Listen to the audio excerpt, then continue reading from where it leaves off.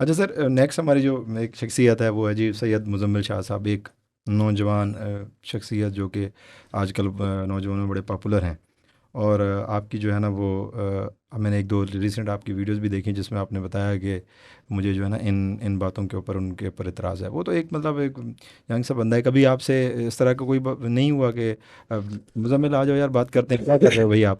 میں تو ہمیشہ سب سے کہتا ہوں کہ بات کرو، کوئی مسئلہ نہیں ہے، ڈبیٹ کرو، گفتگو کرو، آن کیمرہ آف کیمرہ. لیکن میں ایک غلط فہمی میں دور کر دوں آپ کی کہ مزمل صاحب جو ہیں وہ اب نوجوانوں میں مقبول نہیں ہیں. دیٹ ٹائم از ڈن کون. اور میں ویسے بھی یہ اس طرح کے لوگوں پہ زیادہ وقت ضائع نہیں کرتا، کیونکہ یہ بیسیکلی انٹلیکچوئل پروسٹیوشن ان کا بزنس ہے.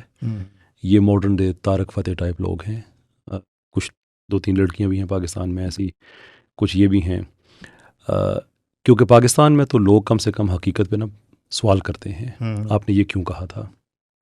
ان لوگوں نے کیا کیا ہے؟ ان لوگوں نے کیئرفل گیم کھیلی ہے کہ پاکستان بیشنگ کرو، سڑل طریقے سے اسلام بیشنگ بھی کرو، اور کوئی دہشت گردی کا واقعہ ہوتا ہے اسے کسی نہ کسی طرح سے مذہب کے ساتھ جوڑ دو.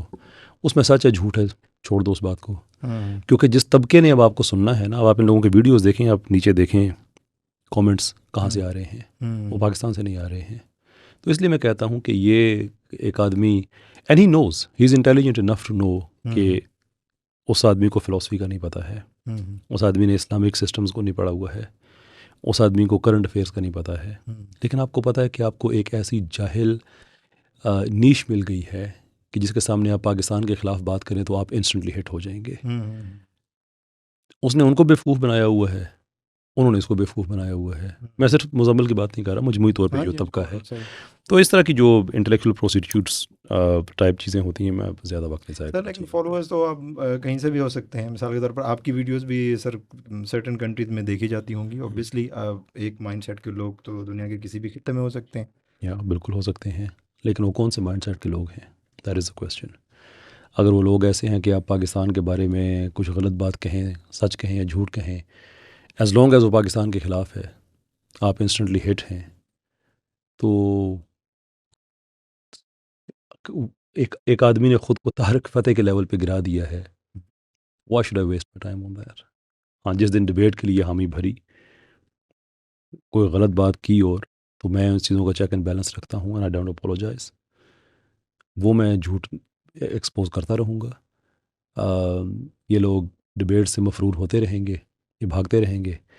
اور اب تو ان کے جھوٹ بھی اتنے کھل گئے ہیں. پہلے تو کہتے تھے کہ ہمیں پاکستان میں لائف تھریٹس ہیں، یہ ہیں وہ ہیں. میری تو کئی ایتھیسٹس، کئی سیکولر سے پاکستان میں ڈبیٹس ہو چکی ہیں.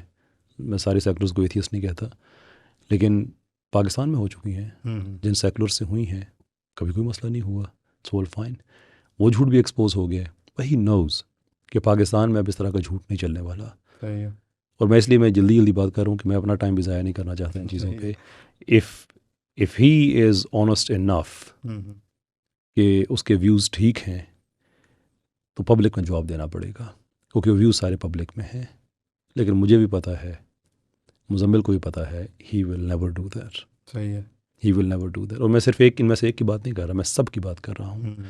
پرویز ہود Bhoi will never have a debate with me.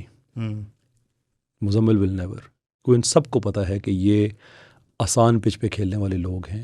یہ بڑی جو فرینڈلی قسم کا ماحول ہے نا، جس میں آہا ہا ہا واہ واہ سبحان اللہ ماشاء اللہ مقرر، یہ وہ طبقہ ہے.